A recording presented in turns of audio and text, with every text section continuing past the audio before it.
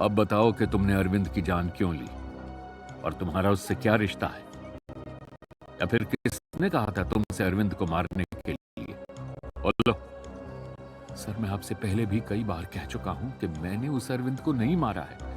मुझे नहीं पता कि उसे किसने मारा है। इनफैक्ट मैं तो ये भी नहीं जानता कि वो है कौन।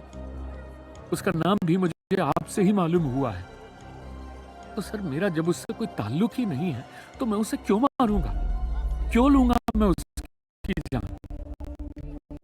उफ, तुम्हारी ये बकवास सुन सुनकर मैं बहुत पक चुका हूं।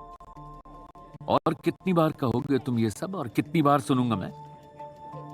मुझे लगता है तुम ऐसे नहीं मानोगे, है ना? सर, मैं आपको अब कैसे समझाऊं भला? आप मेरी बात सुनने को तैयार ही नहीं है। मैं क्या करूं? इन दोनों की ये बातें सुनकर उस कमरे में बैठे हुए तीसरे आदमी ने कहा, इंस्पेक्टर, आप थोड़ी देर बाहर जाइए, मुझे इनसे अकेले में बात करनी है।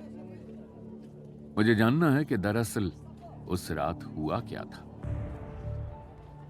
अरे पर वो सब इसकी मनगढ़ंत कहानी है और कुछ भी नहीं। ये अपने आप को बचाने की कोशिश कर रहा है बस।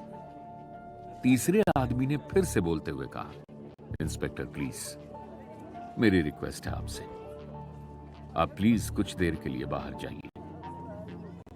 मुझे एक बार इनकी जुबानी सुनने दीजिए कि आखिर उस रात हुआ क्या था। हो सकता है इस केस से जुड़ा कोई सुराग हमारे हाथ लग जाए।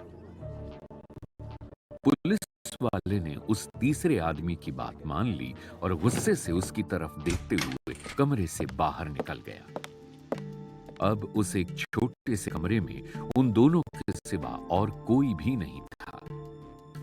ये दोनों आदमी बीच में पड़ी हुई टेबल के आमने सामने बैठे हुए थे।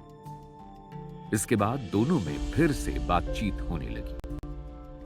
हाँ तो शुभम, अब बोलो तुम कि क्या हुआ था उस रात?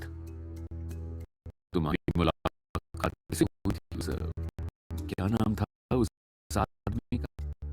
अरविंद सर, अरविंद नाम था उसका। हाँ, अरविंद। तो क्या